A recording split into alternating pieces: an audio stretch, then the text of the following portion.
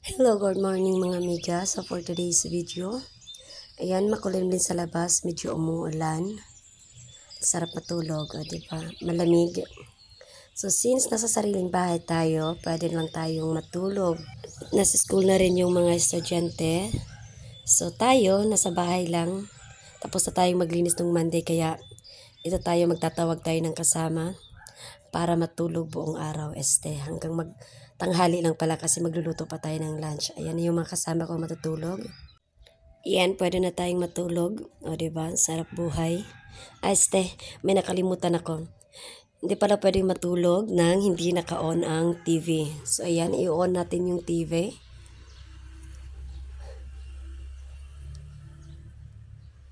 Kailangan i-on yung TV bago matulog. Baka nakalimutan nyo. Yan, pwede na tayong matulog. Diba? Sarap, sarap buhay. Tapos biglang, may nakalimutan pa pala ako. Nagutom pala ako. At dahil diet tayo, ito lang yung kakainin natin. Tadang! Uy, wala pa pala. Ayan, cookies. O, diba? Bago matulog, kailangan kakain ng cookies. O, diba? Nawag matulog ng gutom. Thank you for watching.